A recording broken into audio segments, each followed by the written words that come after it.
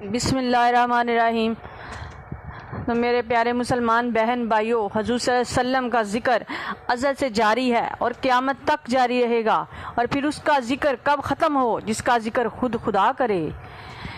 واقعہ یہ ہے کہ ابرہہ یمن کا بادشاہ تھا۔ ایک دفعہ چلتا چلتا مکہ میں آ گیا اور وہ حج کے ایام تھے۔ اس نے دیکھا کہ لوگ جوک در جوک یہاں آ رہے ہیں تو بیت اللہ کا طواف کرتے ہیں، اس کی طرف منہ کر کے نمازیں پڑھتے ہیں۔ تو اس نے بطور حسد صفا میں ایک کنیا بنا لیا۔ اس کا مقصد تھا کہ میں مکہ سے حاجیوں کا رخ موڑ دوں اور لوگ کعبہ کی بجائے اس کنیا کو دیکھنے آئیں گے۔ یہ بات بنی کنانہ کے ایک شخص نے سن لی۔ وہ رات کے وقت نکلا اور اس نے کنیا میں غلاظت پھینک دی۔ جب ابرہہ کو پتہ چلا تو اس نے قسم کھا کر کہا کہ میں کعبہ کو ڈھا دوں گا، اور پھر وہ ہاتھیوں کا لشکر لے کر مکہ مکرمہ میں آ گیا۔ آتے ہی پہلے حضرت عبد المطلب کے 200 اونٹ پکڑ لیے اور اس ایک شخص کو عبد المطلب کے پاس یہ پیغام دے کر بھیجا کہ میں لڑنے نہیں آیا بلکہ اس گھر خانہ کعبہ کو ڈھانے آیا ہوں۔ قاصد نے عبد المطلب سے ملاقات کی اور ابرہہ کا پیغام پہنچایا۔ بعد ازیں حضرت عبد المطلب ابرہہ کے پاس اپنے اونٹ لینے گئے۔ ابرہہ کہنے لگا، افسوس، تمہیں اللہ کے گھر کی کوئی فکر نہیں، اپنے اونٹ لینے آ گئے ہو۔ حضرت عبد المطلب نے فرمایا، اونٹوں کا مالک میں ہوں، ان کی فکر مجھے ہے، اس گھر کا بھی ایک مالک ہے، وہ خود اس کی حفاظت کرے گا۔ ابرہہ غصے میں بھڑک اٹھا اور اونٹ عبد المطلب کے حوالے کر دیے اور کہنے لگا کہ اب مجھ سے کعبے کو کوئی نہیں بچا سکتا۔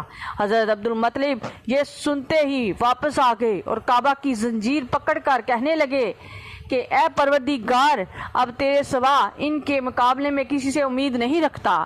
یا رب، اپنے حرم کو ان سے محفوظ رکھ۔ اس گھر کا دشمن تیرا دشمن ہے، ان کو اپنی بستی اجاڑنے سے روک لے۔ یہ مناجات کر کے کعبہ کی زنجیر چھوڑ دی اور واپس اپنی قوم کے پاس آ گئے اور آتے ہی دعاؤں میں مشغول ہو گئے۔ بس پھر کیا تھا، ادھر ابرہہ نے ہاتھیوں کو کعبہ کی طرف جانے کا اشارہ کیا۔ بڑا ہاتھی جس کا نام محمود تھا، جو بہت بڑے قد آور اور جسم تھا، ابرہہ کی از حد کوشش تھی کہ کسی طرح یہ کعبہ کی دیواروں کو ٹکر مار کر گرا دے کہ اچانک اللہ تعالیٰ نے سمندر کی طرف سے ابابیلوں جیسے کچھ پرندے بھیجے۔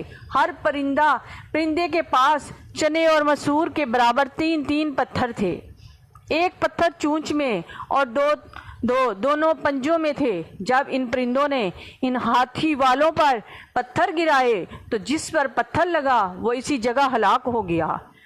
تفسیر مظہری میں ہے کہ جس کافر پر وہ پتھر مارا جاتا تھا، اس پر اس کا نام لکھا ہوا تھا۔ اسی طرح وہ تمام ان کے ہاتھی مارے گئے۔ حضرت عبد المطلب قریش کے چند آدمیوں کو ساتھ لے کر کوہ طور پر چڑھ گئے تاکہ دیکھیں کہ آج ابرہہ کے ہاتھیوں کے مقابلے کے لیے اللہ تعالیٰ کی طرف سے کون سی طاقت آتی ہے۔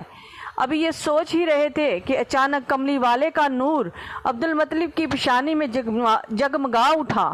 حضرت عبد المطلب رضی اللہ تعالیٰ عنہ فرماتے ہیں کہ جب بڑے ہاتھی نے مجھے دیکھا تو پہلے سجدہ کیا، پھر بلند آواز سے پکارنے لگا کہ اے عبد المطلب، آپ کی پشت میں جو نور جلوہ افروز ہے، میرا اس نور پاک کو سلام ہو۔